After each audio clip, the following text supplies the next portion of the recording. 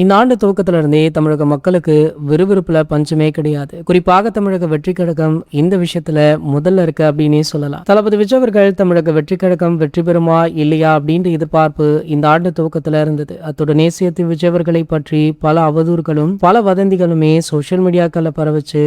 இதெல்லாம் ஒரு பக்கம் இருந்தாலுமே தன்னுடைய சொந்த மனைவியான சங்கீதா விஜய் அவர்களே அவர் மீது வைத்த அடுக்கடுக்கான குற்றச்சாட்டுகள் பலருக்குமே தூக்கி வாரி போட்டது. பின்னர் இது அரசியல் சூழ்ச்சி, திமுக காரங்கள் செய்த சதி அப்படின்னு பல விஷயங்கள் அடுக்கடுக்காக சங்கீதா மீது பல புகார்களுமே எடுத்து வைக்கப்பட்டது. பின்னர் தமிழக தேர்தலை எதிர்கொண்ட விஜய் அவர்கள் பெருவாரியான மக்களுடைய வாக்குகளை பெற்று முதலமைச்சராகி தற்போது 100 நாட்களையுமே வெற்றிகரமாக கடந்திருக்கார். 100 நாட்களாக தமிழகத்தை சிறப்பாக ஆட்சி பண்ணிருக்கார் அப்படின்னு சொல்லி பலருமே இவருக்கு வாழ்த்துக்களை தெரிவிச்சிட்டு இருக்காங்க. இதற்கிடையில பாத்தீங்கன்னா திடீரென விவாகரத்து கோரி மனு தாக்கல் பண்ண சங்கீதா அவர்களே அவங்களுடைய விவாகரத்தை வாபஸ் வாங்கிட்டாங்க. எதுக்கு விவாகரத்து கேட்கணும், எதுக்கு வாபஸ் வாங்கணும், அவருடைய பெயரை கெடுக்கவா அப்படின்னு சொல்லி பல தளபதி ரசிகர்கள் பலருமே சோசியல் மீடியாக்கள்ல சங்கீதாவை வசைப்பாடிட்டும் இருந்தாங்க. ஒரு பக்கம் பாத்தீங்கன்னா வாபஸ் வாங்கினது நல்லதுதான் அப்படின்னு பலருமே அட்வைஸும் பண்ணாங்க. இந்த நிலையில பாத்தீங்கன்னா தமிழக வெற்றி கழகத்துல புதிய சம்பவம் ஒன்று நடைபெற உள்ளதாம். அதாவது தமிழக வெற்றி கழகத்துடைய துணை முதலமைச்சராக